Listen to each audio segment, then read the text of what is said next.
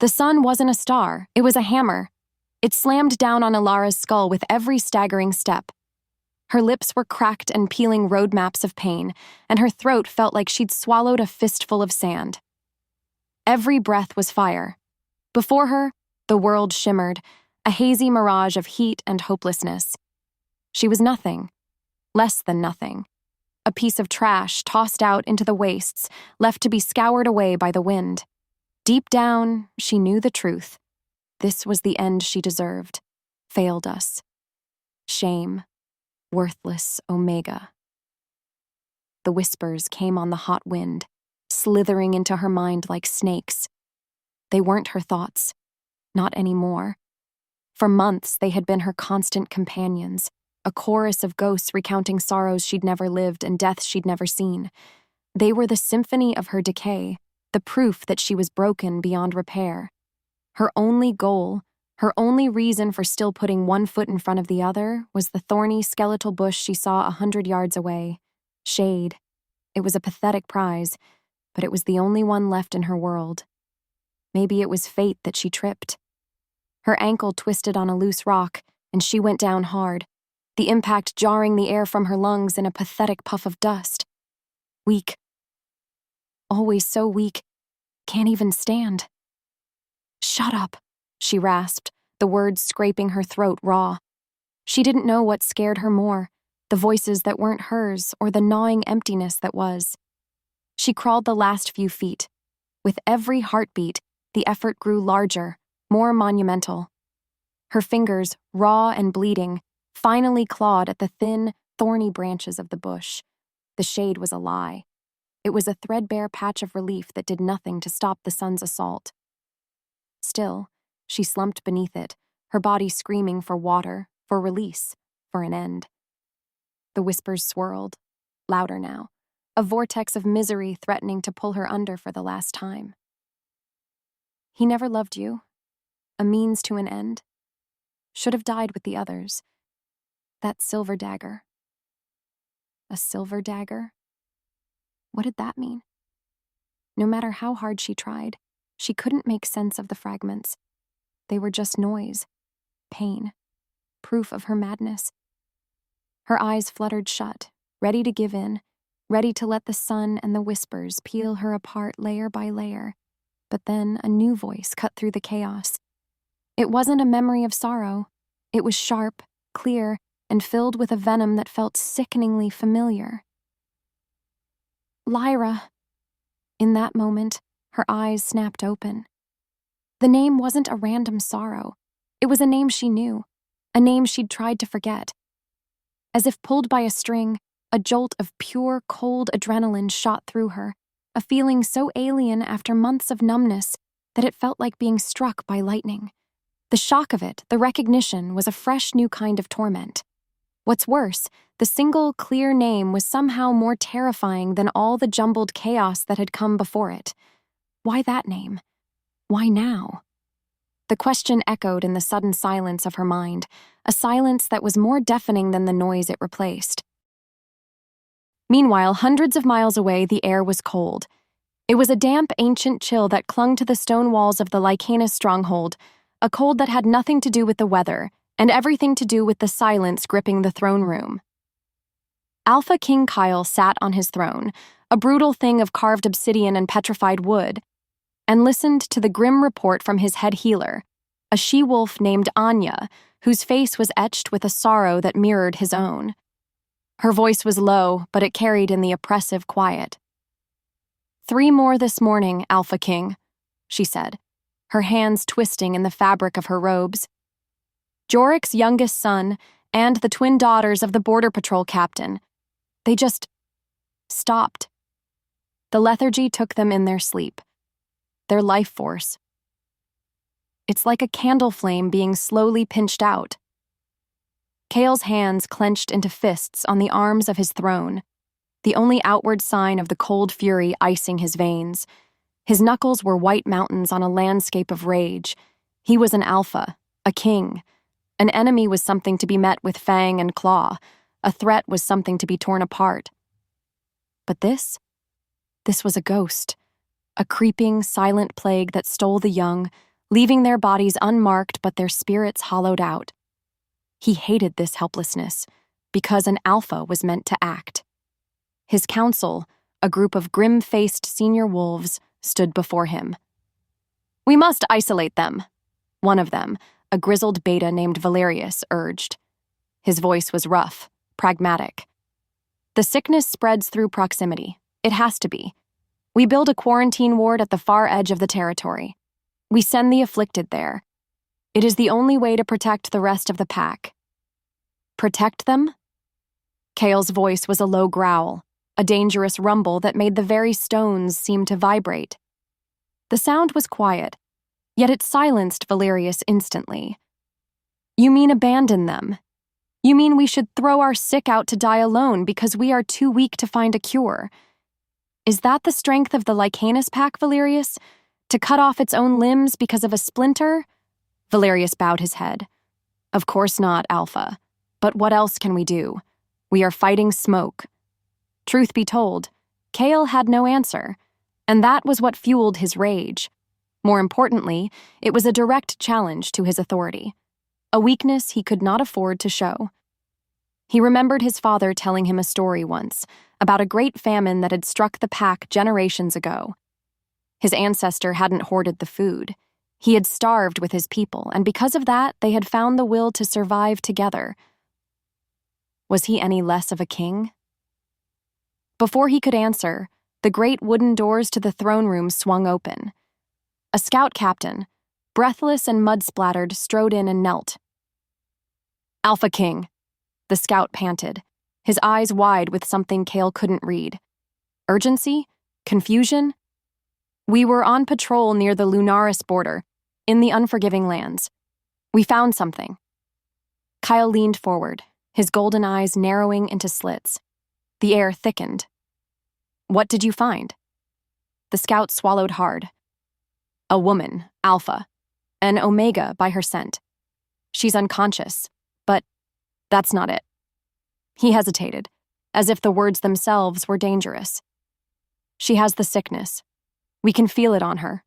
The same dimming life force, the same scent of ozone and decay. She's Lunaris, but she carries our plague." That night, the hammer of the sun was replaced by the anvil of the cold. Aara surfaced from a dark, dreamless state, her body shivering uncontrollably. The moon was a sliver of bone in a black sky, offering no warmth, only a pale, ghostly light. The whispers were gone. The silence left behind was terrifying, a vacuum waiting to be filled. And then it was. Without warning, it wasn't a whisper that entered her mind. It was a vision. Her world tilted. It wasn't a memory or a fleeting thought, it was real. So real she could smell the damp earth and the metallic tang of old blood. A crumbling stone shrine, covered in moss and decay, rose up from the floor of a dark cavern. In the center of the shrine, on a stone altar, lay a dagger. It was beautiful and terrible. The hilt a dark, gnarled wood, the blade an ornate, swirling pattern of black steel that seemed to drink the light. As if the world narrowed, the vision zoomed in. She saw the dagger plunged deep into the heart of a great, magnificent wolf, a creature of midnight fur and eyes like molten gold. The wolf didn't cry out. It simply fell, its life dimming like a dying star. And standing over it, holding the dagger, was a face she knew. The vision was so intense, so overpowering, that a hot, wet trickle suddenly streamed from her nose. She lifted a trembling hand to her face, and her fingers came away slick with blood. Her body moved on instinct. A scream tried to tear its way out of her throat, but it died as a strangled gasp. She was losing her mind. This was it. The final, complete shattering of her sanity. The sickness wasn't just whispers anymore. It was showing her horrors, which meant she was a danger to anyone who might find her. The thought was her last coherent one. Utterly spent, her energy drained by the psychic violence of the vision, her body gave up. Her head swam in a dizzying vortex of blackness, and she collapsed, sinking into true, deep unconsciousness. As the silence roared and her vision faded to black, the last thing she saw was a pair of massive, mud-caked leather boots stopping inches from her face. A shadow fell over her, impossibly large, blotting out the sliver of moon. It was the shadow of a man. And something more. The shadow of a wolf, looming over her like a mountain. Her world didn't just tilt, and just like that, everything changed. He had claimed her. A public display of ownership, a declaration that felt more like a brand seared into her soul than a promise of protection. The unforgiving desert sun, a tyrant that had ruled her life, was gone. In its place, a chill wind nipped at Aara's bare skin. Her mind, a jumbled mess of anguish and terror, slowly pieced together what had happened. She had collapsed. The whispers, the vision, the shadow of the wolf. And now, this. The rough, leathery scent of a male lichenus. The enemy. She was not a ghost. She was a prisoner. Her body, however, refused to obey, still lost in the deep sleep of exhaustion and sickness. Before she could move, strong hands, calloused and firm, lifted her, the motion jostling her back to a state of hazy awareness. Her head lolled. The world swam into view, a patchwork of rugged faces under the cold moonlight. They were warriors, lichenous warriors. As if summoned, a low growl rippled through the group. "Kill her! She's a trespassing Omega! An enemy!" a voice commanded, thick with disdain. Her breath caught. The words were sharp, final. This was it. This was the end. But then, a new voice cut through the tension. Calm, reasoned. "Wait." It was the second in command, a man with a heavy frown and weary eyes. He knelt, his gaze sweeping over her. He saw not a trespasser but the same sickness that was slowly devouring his own sister. The silvery sheen on her skin. The faint smell of ozone. He saw the truth, because he had seen it before. "She's afflicted. She has the plague," he said, his voice softer now. "Killing her won't stop this." The patrol captain snorted. "An act of war. A lunaris curse." "Maybe," the other warrior mused. "Or perhaps she's a symptom, not the source. The Alpha King will want to know about this." And just like that, everything changed. Aara was not killed. She was a specimen, a puzzle to be solved. They carried her, her body feeling like a worthless piece of luggage. She was being taken from the desert, from her miserable freedom, and into the heart of the stronghold. She didn't know what scared her more, the prospect of death or this strange new fate. Her world tilted as they moved. The whispers, which had been a low hum, suddenly surged, a chaotic symphony of grief and sorrow. A hook was set, a deep, unsettling question. Why did her suffering connect to theirs? With every heartbeat, Aara's consciousness returned in jarring bursts. She awoke not to the punishing sand, but to the softness of a silken sheet against her skin. It was a cruel comfort, a stark contrast to the barren stone walls of the chamber. A window, small and barred, looked out onto a courtyard, not the endless sky. She was clean, her raw skin soothed, and her throat no longer a desert. But the guards outside her door, the heavy sense of confinement, it was clear she was no guest. This was a cage, more luxurious than her old one, yet still a cage. She was a prisoner, because her very existence was a mystery they couldn't ignore. A beat later, the door groaned open. Her heart leapt into her throat. Alpha King Kaelen entered. He was more imposing up close than she'd imagined. His silver eyes were like chips of ice, examining her with a cold, detached curiosity. He smelled of power and an ancient grief. He was a force of nature, a predator with a crown. "You carry the plague," he stated, not asked. The words were a low growl, a rumble that settled deep in her bones. "My pack is dying because of it." Her breath caught. She tried to sit up, but the lingering sickness made her head swim. "I'm not a curse, I'm a victim," she choked out, the old terror giving way to a spark of defiance. Kaelen didn't react. He simply moved closer, his shadow falling over her. The visions you suffer, my people see them too, the deaths, the sorrows, but yours are different. They lead somewhere. His voice dropped to a conspiratorial whisper. The whispers led to you. Now you will lead me to the source. In that moment, a new wave of whispers hit her. Not the chaotic ones, but a clear, commanding voice. Find the dagger. Find the shrine. It was the vision from the desert, the one that had made her bleed. She winced, clamping her eyes shut against the pain. Kyle saw her reaction. He didn't offer a hand or a word of comfort. Instead, he simply watched, his silver eyes cold and analytical. Cooperate. Tell me what you see, or die, having been a useless symbol of our failure. He didn't wait for a reply. He turned, the heavy bolt sliding shut with a resounding clang that seemed to echo her imprisonment. The sound was a hook, a question hanging in the air. Was she a tool for his pack, or was she a key to her own salvation? The air in the High Council Hall was heavy, thick with the scent of anger and fear. Aara stood before them, a small, trembling figure in the center of a pack of hostile Lycanus warriors. They were a sea of growls and snarls, their eyes burning with hatred. They saw a Lunaris Omega, a witch, a bringer of plague. They saw their dying children and their fading mates, and they blamed her. Without warning, a powerful beta warrior, Vorlag, stepped forward, his face a mask of undiluted rage. Kill the witch! She's a poison in our halls, an enemy sent to weaken us.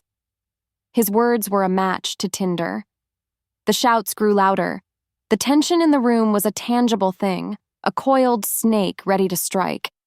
The stakes were high because Kael had staked his own reputation on her. He had to stop them. As if fate demanded it, Kael's voice ripped through the room, a roar of pure alpha power that silenced the crowd instantly. Enough! The silence was deafening. Kyle stalked to her side, his presence a shield, though his touch was cold and impersonal. He placed a hand on her shoulder, a political gesture more than a comforting one. She is under my protection, he declared, his gaze sweeping over the council with a challenge. She is not an enemy. She is our last hope for a cure. Not only that, he went on, I have claimed her. She is a part of this pack now. The words were a dagger, sharp and shocking. Alara's breath hitched. Claimed? It was a term of ownership, of a deep, sacred bond. But there was no romance in his voice, only cold, hard power. He had claimed her to protect his investment, to silence his dissenters. He was a master tactician, and she was the pawn. A growl rose in her throat, an involuntary, instinctual response to the word claimed. It wasn't a mating call. It was a growl of caged defiance, because even in her fear she knew she was no one's possession. As the tension broke, she caught Vorlag's eye. His hatred hadn't faded. It had just been contained. He looked at her not with anger anymore, but with a simmering, dangerous promise of revenge. He saw her as a plague and now a symbol of his alpha's folly. He was a new hook, a new subplot. And just like that, Aara knew her gilded cage was more dangerous than the desert. The scene concluded with this thought, setting the stage for her new reality and her journey into the treacherous world of the Lycanus stronghold. The chamber was a prison, but not a dark, dank one. It was a gilded cage. Aara sat on the edge of a bed dressed in silk, a stark contrast to the coarse desert sand she had called home for weeks. Her body was clean, her stomach full for the first time in what felt like forever. She hated it. The comfort felt wrong, a trick, a prelude to some unseen punishment. The heavy stone walls were a constant weight, a silent testament to her captivity. But her true prison wasn't the room itself. It was the venomous glares from the Lycanus servants. She was a ghost in their halls, and her every move was watched. She could practically feel their hatred, a cold, prickly sensation on her skin. She was walking down a hallway, escorted by two grim-faced guards when she heard it. The low murmurs of two other guards, their voices sharp with disdain.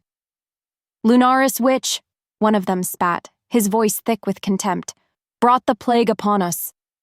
"The Alpha King's a fool for keeping her alive," the other muttered back. Aara's heart sank. She wasn't an asset. Not to them. She was a disease they kept caged, a thing to be endured. She was a contamination. And just like that, her deepest misbelief was reinforced. She was worthless. Doomed. A pawn in a game she didn't understand. A monster in the eyes of everyone she met. She had survived the desert only to be condemned here. Her survival depended on Kael, the man who saw her as a tool, and on her ability to navigate this treacherous landscape of hatred. She had to be invisible, to not make a single misstep. The thought was a stone in her gut. She reached her chambers and the door opened. Kael was already there, a silent specter in the corner. He tossed a sketchbook and a stick of charcoal onto her bed. Her heart skipped a beat. A beat later, he spoke, his voice low and commanding. "Try again," he said, his eyes a cold, unwavering focus. "Give me something useful." His face was a mask of cold resolve. She felt a flicker of defiance, a small, tiny spark of fire in the pit of her stomach. She wouldn't just survive. She would prove him wrong. She would prove all of them wrong. She would prove that she was not just a contamination, a worthless burden. The charcoal felt foreign in her hand, rough against her skin. Aara sat hunched over the sketchbook, a silent, defiant figure. Kael's presence in the room was a heavy weight, a constant pressure that made her skin crawl. He paced, his boots on the stone floor, a relentless rhythm that echoed her frantic heartbeat. "Focus," he commanded, his voice a low growl that vibrated through the air. "Control the whispers." She closed her eyes, trying to block out the world, to find some semblance of order in the chaos in her mind. The whispers were a jumbled mess of grief and fear, 1,000 different voices crying out at once. It was a storm inside her, a hurricane of anguish. She tried to push through the noise, to find a pattern, a coherent thought, but his intimidating presence and her own fear were a wall. Her mind was a fortress, and the whispers were its siege. "Nothing," she whispered, her voice barely audible. The word tasted like ash. She failed. She was a failure. Kael's patience, a thin veneer to begin with, snapped. He let out a frustrated growl, a sound that made her jump.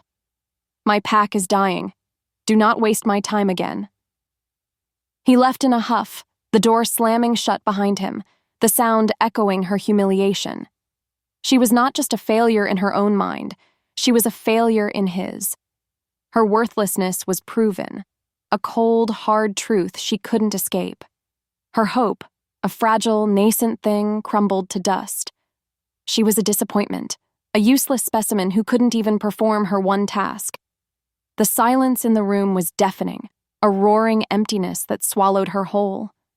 A deep ache settled in her chest, a profound sense of loneliness.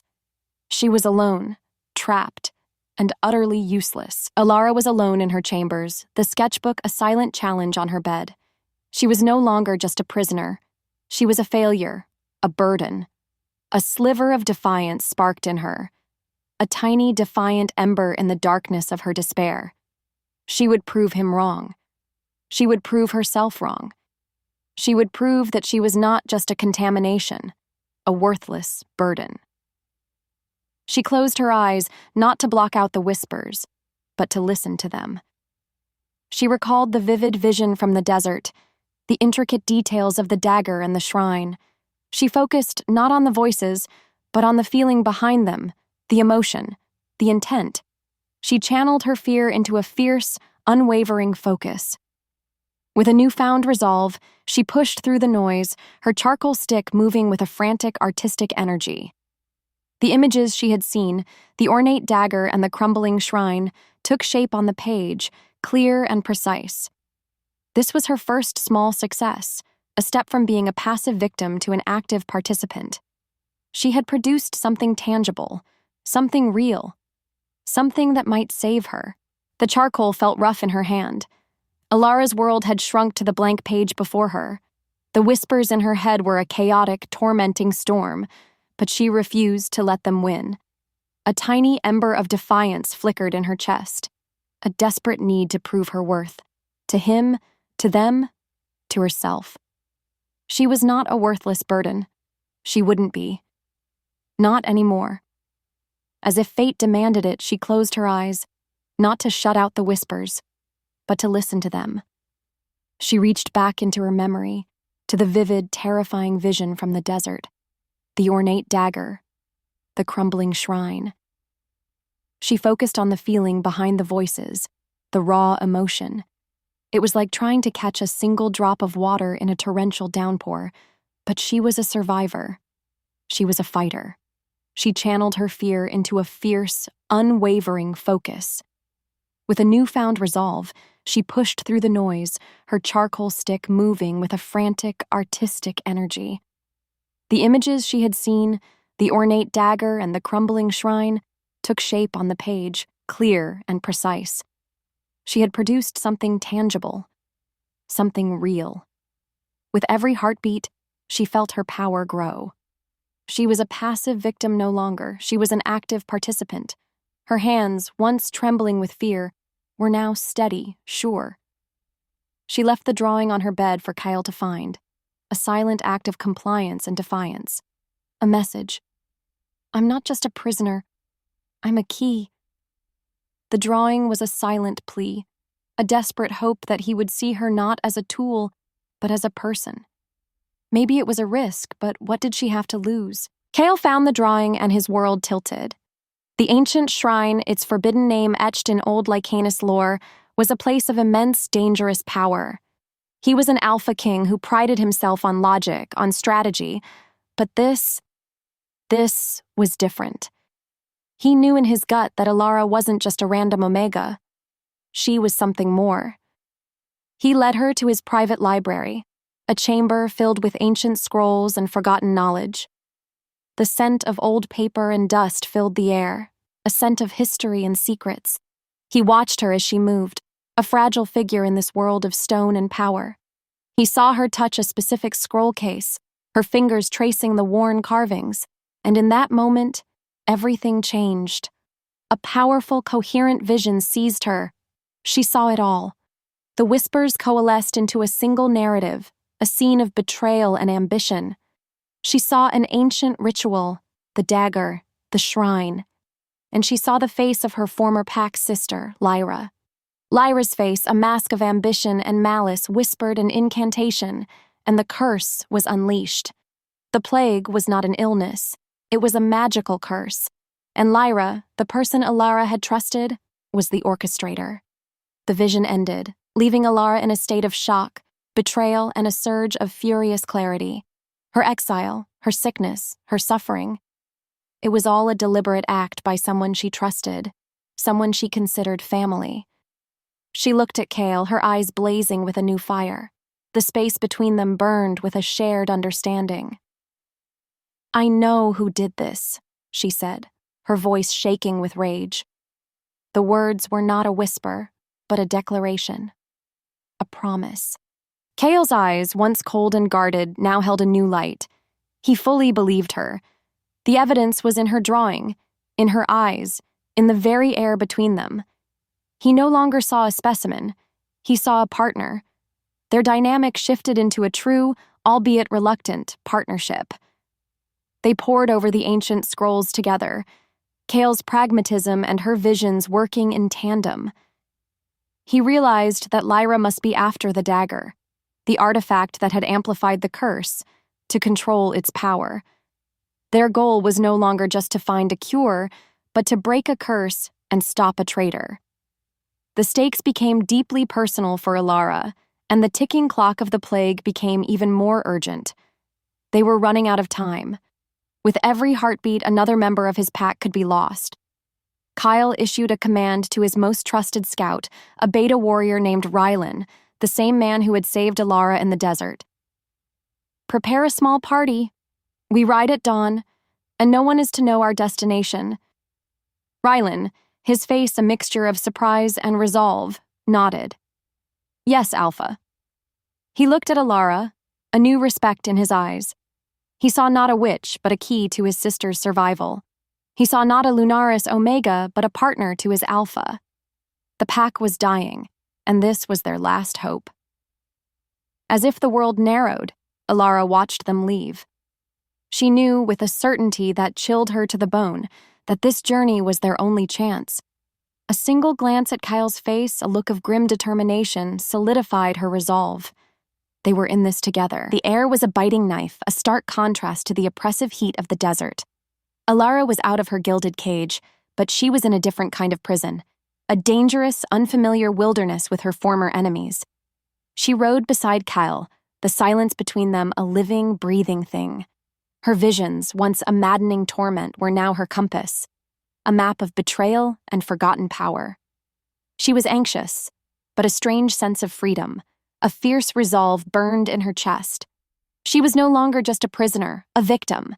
She was an active participant in her own story. The journey was tense. The small, elite team was a silent, grim-faced unit, their focus absolute. They rode through a forest of ancient, gnarled trees, their branches reaching up to the ashen sky like skeletal fingers. Aara was a stranger in this world, but the whispers, now a quiet hum in her mind, guided her. They led her through forgotten trails and over ancient streams. She could feel the power of the land, a deep, resonating hum beneath her feet. Kyle rode beside her, a silent shadow. His presence was a constant, a solid weight in her periphery. She could feel his eyes on her, a probing, analytical gaze. She knew he saw her as a tool, a key to a problem he couldn't solve, but there was a flicker of something more. A question, a curiosity. She wondered what he saw when he looked at her. Did he see the girl who had been cast out, the girl who had almost died in the desert? Or did he see the woman who had brought his pack's only hope? A storm began to brew on the horizon. The sky darkened, a swirling vortex of gray and purple. The wind shifted, a cold, mournful howl. It mirrored their own uncertain future. What awaited them at the shrine? Would they be able to break the curse? Or would they fall victim to the trap Lyra had set for them? The questions hung in the air unanswered, a tangible weight on her shoulders. The canyon was a desolate place, a narrow crack in the earth carved out by a long-dead river. They sought shelter from the approaching storm, their horses' hooves scraping against the loose rock. The wind howled through the canyon walls, a mournful song that seemed to whisper of betrayal. Without warning, a volley of arrows rained down on them. They were ambushed. The attackers were lunaris warriors, their faces grim, their intent deadly. It was clear Lyra had sent them to stop Kaelen and Aara. A brutal fight ensued. The air was thick with the scent of blood and ozone, the sound of steel on steel, the furious snarls of shifting wolves. In the chaos, Alara's whispers flared, a sudden, piercing shriek. She saw it. A glint of metal, a sniper aiming at an exposed Kael. His focus was on the warriors in front of him, his back a vulnerable target. Her body moved on instinct. Without thinking, she screamed his name. A beat later, she tackled him to the ground, her body a shield, the arrow flying harmlessly over their heads. The impact was brutal, knocking the wind from her lungs. She was a fragile human against a mountain of muscle, but she had saved him. Her action was instinctive, a primal mix of self-preservation. She needed him alive, and a new, budding, unwanted connection to him. She was shocked by her own actions. She had risked her life for a man who had held her captive, a man she was supposed to hate. What was happening to her? After the fight, Kael looked at her, his usual coldness replaced by a raw, complex expression. The moment their eyes locked, the world around them fell away. The scent of blood, the sound of the storm, the groans of the wounded. All of it faded into the background. "You saved me," he stated, his voice a low, rumbling growl.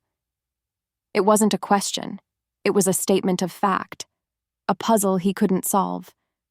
It was the first time her curse had been an undeniable, life-saving asset. It proved her value in a way he couldn't ignore, and solidified their bond beyond that of captor and captive. The space between them burned with a new, unspoken energy. They survived the ambush, but the cost was high. 2 of their party were dead, their supplies destroyed. The storm was now upon them, a torrential downpour that soaked them to the bone. They were wounded, alone, and deep in disputed territory. Retreat was impossible. They had lost their support system and had only each other to rely on. Their partnership was no longer a pragmatic alliance.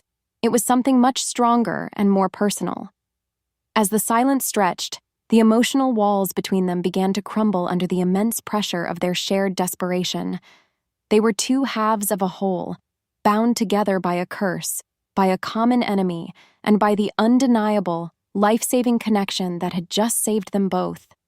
Huddled by a small fire, its flames dancing against the rain-slicked rock, Kael tended to a wound on Aara's arm.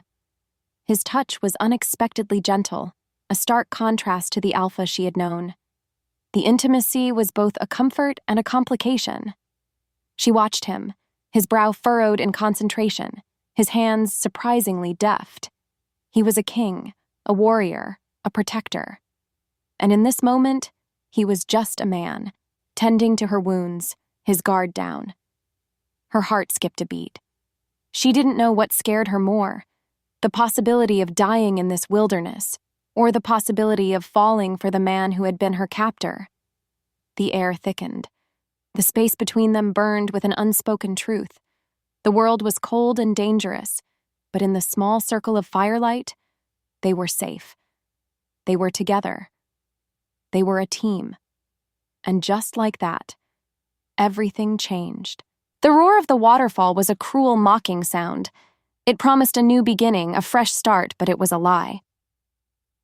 Aara and Kael found the ancient shrine, hidden in a cave behind the curtain of water. It looked exactly as she had seen it in her visions. The air inside was thick with the scent of old magic and decay, a smell that made her stomach churn. Her heart pounded in her chest, a frantic drumbeat of hope and fear. This was it, the end of their long journey. But as they stepped inside, runes on the floor flared to life, a blinding flash of silver light, a magical paralysis field, a trap. They were frozen, their muscles locked in place. Lyra stepped out from behind the central altar, the dagger artifact already in her hand, her face a mask of condescending pity. Her laughter, a cold, sharp sound, echoed through the chamber. It was all a trap. The visions had been bait, a clever lie to lead them here. They had been outmaneuvered. The object of their quest was already in enemy hands. Their hope, a fragile thing, shattered into 1,000,000 pieces. "Did you really think those whispers were yours?" Lyra mocked, her voice dripping with venom. "Did you really think I would give you the key to my power? You're so naive, little sister." She moved with a predator's grace, her eyes gleaming with a malicious light. The visions were a gift to lead the Alpha King to his doom. Aara's mind was a whirlwind of shock, betrayal, and a gut-wrenching sense of foolishness. She had walked right into the trap, a lamb to the slaughter. She had trusted the visions, the one thing that had been a constant in her chaotic life, and they had betrayed her. She was a pawn, a tool, a stepping stone for Lyra's ambition. The shame was a bitter taste in her mouth. She had not only failed herself, she had led Kael, the man who had protected her, to his death. Lyra began to explain her plan, her voice a chilling monotone. She had used the dagger, the ancient artifact, to amplify and direct the curse, sending Aara the visions she needed to lead Kael here. She needed an Alpha's power to fully activate the shrine and absorb the curse's power into herself. Lyra's warriors emerged from the shadows, their faces grim, their eyes cold. With Kael paralyzed, they easily subdued him, wounding him gravely. Aara could only watch, her body a useless prison. She was filled with a helpless rage, a consuming despair as she saw Kael fall, his blood a dark stain on the stone floor. They were completely defeated. Kael was incapacitated, and Aara was captured by the architect of all her suffering. Hope was extinguished, replaced by a cold, numbing dread. She had failed. They had failed. The world was going to burn. Lyra dragged Aara towards the altar, her grip like a steel trap. "Don't worry, sister," she sneered, her voice a poisonous whisper. "Your part in this is almost over. You will be a vessel, a catalyst for my power. And then you will finally be free. What do you think, little sister? Is that not what you wanted?" Aara's mind screamed in protest. "No, this wasn't freedom. This was a cage, a final, brutal imprisonment." She looked at Kael, his eyes, once so full of cold resolve, now dimming with pain and defeat. She saw the life force draining from him, his spirit flickering like a dying candle. She had brought him here. She had sealed his fate.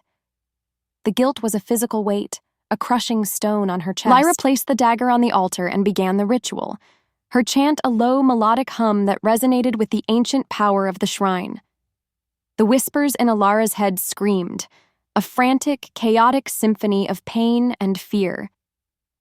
She watched as Kael weakened, his life force being siphoned away to fuel the curse.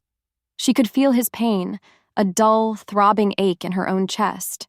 She had no goal. This was utter despair.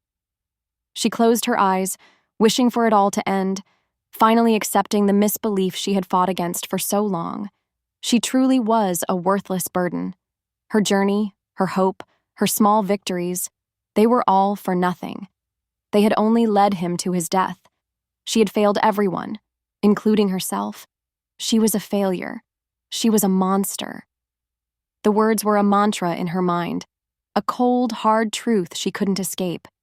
This was her dark night of the soul. She was at the bottom of a pit of despair, with no hope of escape.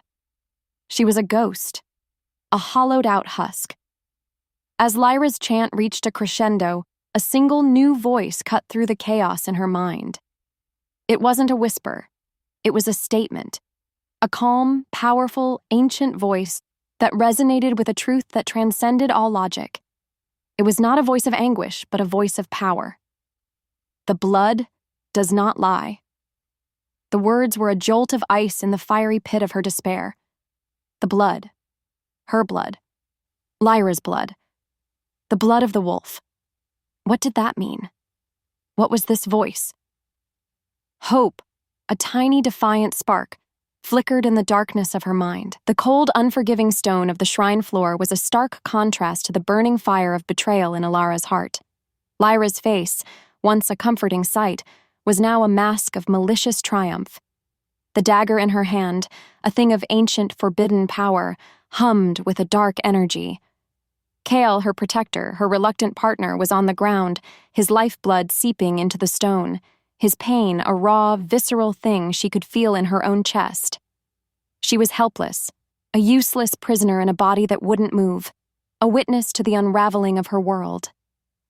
Lyra's laughter echoed through the chamber, a sharp, cruel sound that sliced through the air. "Did you really think those whispers were a gift, little sister?" She mocked, her voice dripping with venom. "Did you really think I would give you the key to my power? You're so naive." She circled Aara, her movements fluid and predatory. The visions were a gift to lead the Alpha King to his doom. Aara's mind was a whirlwind of shock, betrayal, and a gut-wrenching sense of foolishness. She had walked right into the trap. She had trusted the visions, the one thing that had been a constant in her chaotic life. And they had betrayed her. She was a pawn, a tool, a stepping stone for Lyra's ambition. The shame was a bitter taste in her mouth. She had not only failed herself, she had led Kael, the man who had protected her, to his death. Lyra, ever the theatric, began her explanation. She had used the dagger to amplify and direct the curse, sending Aara the visions she needed to lead Kael to the shrine. The plan was to use Kael's power, his life force, to fully activate the shrine and absorb the curse into herself, becoming an all-powerful being. Lyra's warriors, their faces grim, their eyes cold, emerged from the shadows. They easily subdued the paralyzed Kael, wounding him gravely. He was defeated. Hope was a flicker of a dying candle, a ghost in a storm. Aara felt a helplessness so profound it felt like a physical weight on her chest. "Don't worry, sister," Lyra sneered, dragging Aara towards the altar. Her grip was like a steel trap. "Your part in this is almost over. You will be a vessel, a catalyst for my power, and then you will finally be free. Is that not what you wanted?" Alara's mind screamed in protest. No, this wasn't freedom. This was a cage, a final, brutal imprisonment. She looked at Kyle, his eyes, once so full of cold resolve, now dimming with pain and defeat. She saw the life force draining from him, his spirit flickering like a dying candle. She had brought him here. She had sealed his fate. The guilt was a crushing stone. Lyra placed the dagger on the altar and began the ritual. Her chant was a low, melodic hum that resonated with the ancient power of the shrine. Alara's visions, once a chaotic symphony, now screamed, a frantic, dissonant chorus of pain and fear. She watched as Kael weakened, his life force being siphoned away to fuel the curse. She could feel his pain, a dull, throbbing ache in her own chest. She had no goal. This was utter despair. She closed her eyes, wishing for it all to end, finally accepting the misbelief she had fought against for so long. She truly was a worthless burden. Her journey, her hope, her small victories, they were all for nothing. They had only led him to his death. She had failed everyone, including herself. She was a failure. She was a monster. The words were a mantra in her mind, a cold, hard truth she couldn't escape. This was her dark night of the soul. As Lyra's chant reached a crescendo, a single new voice cut through the chaos in her mind. It wasn't a whisper. It was a statement. A calm, powerful, ancient voice that resonated with a truth that transcended all logic. It wasn't a voice of anguish, but a voice of power. "The blood does not lie." The words were a jolt of ice in the fiery pit of her despair. The blood, her blood, Lyra's blood, the blood of the wolf. What did that mean? What was this voice? Hope, a tiny defiant spark, flickered in the darkness of her mind. A deep-seated memory, long buried by fear and trauma, surfaced. A conversation with her grandmother, a healer, before her exile. "My dear, our blood holds a secret, a powerful one." Her grandmother's words echoed in her mind, a forgotten truth now laid bare. The Licanus and Lunaris lines, they were meant to be one. Alara's eyes flew open, a gasp escaping her lips. Lyra's blood was not just Licanus. It was part Lunaris. The curse wasn't a simple magical plague. It was a perversion of a powerful ancient bonding ritual, a rite that could only be broken by the union of both bloodlines. Aara was not a worthless burden. She was the key. She wasn't just a vessel for a curse, she was a vessel for a cure. Her blood was not poison, it was the answer. With this revelation, a new vision, a different kind of vision, slammed into her mind. Not a whisper, but a command. She saw a way to break the paralysis field. It was not through force, but through will. She saw the intricate web of energy, the runes on the floor, and she saw the tiny, almost invisible weakness in the pattern. It was a flaw, a subtle but critical vulnerability. It was a loop, a tiny crack in the dam. With every heartbeat, Aara focused, pushing against the paralysis, not with brute strength, but with her mind, with her will, with the newfound power of her blood. She felt a connection to the shrine, a deep, resonating hum. She felt the ancient magic flowing through the stones. She pushed against the weakness in the rune's design, and with a gasp, the paralysis field shattered. She was free. She scrambled to her feet, her eyes locked on Lyra, her former friend, her enemy. Lyra, caught off guard by the sudden breakage of her spell, turned to face her, her face a mask of shock and fury. Lyra's warriors, confused by the sudden change, hesitated. This was Alara's chance. "The blood does not lie, Lyra!" Aara shouted, her voice trembling but with a new power she had never known. "The curse! It's a perversion of a sacred ritual. and I am the key to breaking it." Aara's words, a mix of truth and raw emotion, hit Lyra like a physical blow. Lyra's mask of condescension cracked, revealing a flicker of raw fear. Aara wasn't just an Omega, a pawn. She was a wild card, a threat, a force of nature Lyra had unleashed and could not control. Lyra lunged for the dagger, her eyes wide with panic. Aara knew what she had to do. With her body moving on instinct, her wolf pressing forward, she moved to intercept Lyra. This was not a fight for survival. This was a fight for her people, for Kael, for the man she was beginning to see as her future. This was a fight for the very soul of her world. The fighting was brutal, a whirl of motion, a blur of claws and teeth. Aara was not a warrior, but her body was now a vessel of ancient, forgotten power. She moved with a speed she never knew she had. She was a whirlwind, a force of nature. Lyra, her ambition-fueled strength no match for Aara's true primal power, was thrown back. The dagger, the instrument of her ambition, fell to the floor, its dark energy a silent hum in the air. As her wolf stirred, Aara stood over the dagger, its power thrumming. She knew what it was. It wasn't just a weapon. It was a conduit. It could heal, or it could kill. It could break a curse, or it could unleash a plague. She felt it, clear as day, a choice between revenge and salvation. Lyra was at her feet, defeated. Kael was still on the ground, his lifeblood slowly draining.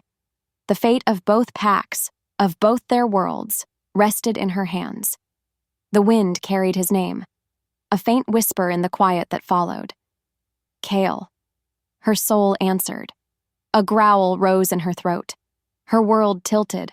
Something inside her shifted. The air thickened. Time stood still. What would she do? What would the new queen do with her power? The dagger lay on the ground, a silent question waiting to be answered. The cold, hard stone of the shrine floor was no longer a symbol of defeat. It was a stage. Aara stood over the dagger, its power thrumming like a wild, untamed heartbeat. Lyra, her former friend and now her greatest enemy, was on the ground, defeated.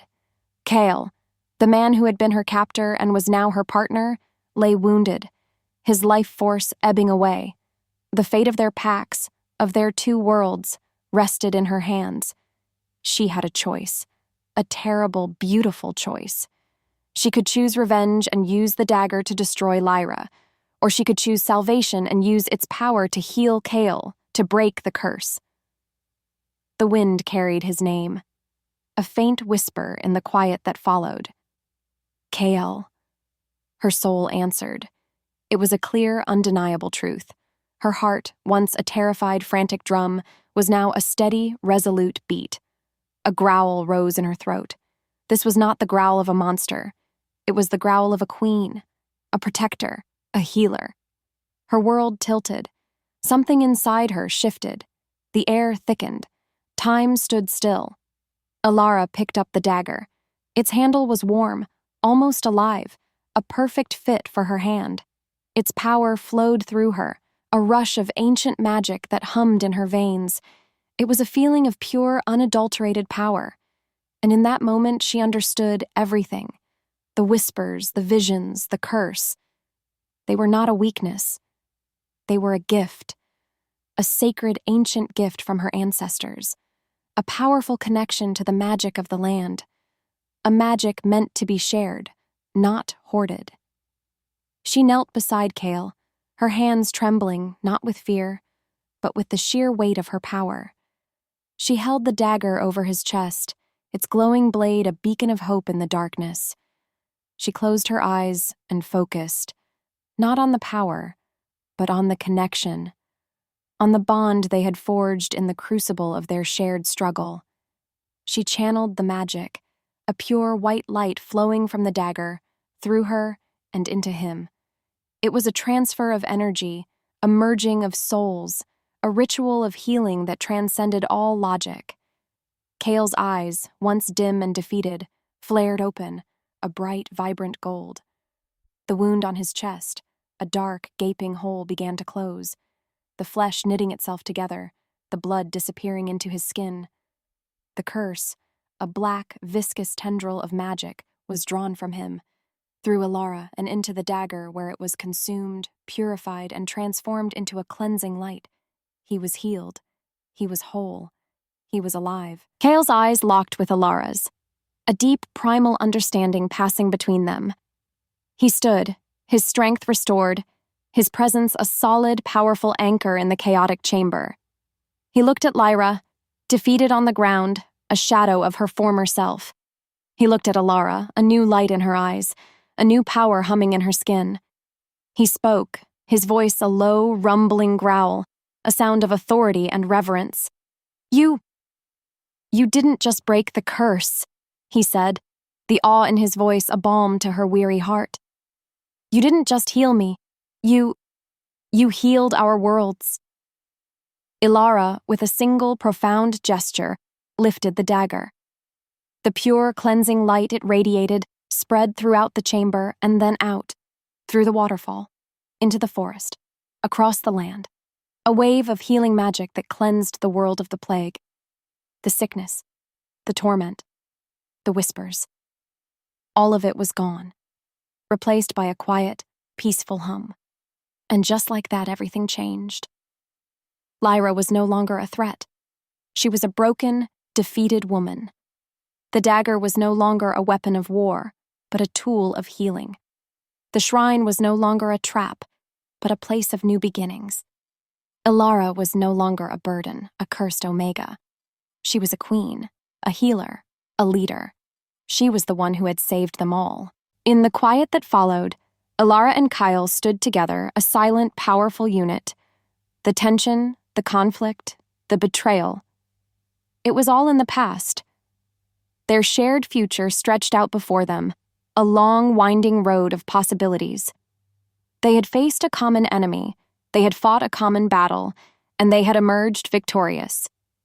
They had found in each other not just a partner, but a true, undeniable mate. Their bond was no longer a fragile, nascent thing. It was a powerful, unbreakable, life-giving connection. They walked out of the shrine, into the new dawn. The storm had passed. The sun, a golden orb in the eastern sky, cast its warm, gentle light over the land. The trees, once gnarled and gray, were now a vibrant green. The air, once thick with the scent of decay, was now fresh and clean. The world was new. Their world was new. Their future was new. The story was not over. It was just beginning. It was not a story of curses and betrayal, but a story of hope, of healing, of love. It was a story of two people, from two different worlds, who had found each other, not in peace, but in conflict. Not in love, but in a struggle for survival. And in the end, they had found not just a cure for their world, but a cure for their hearts. Their love story, a fiery, passionate, and deeply emotional journey, had just begun.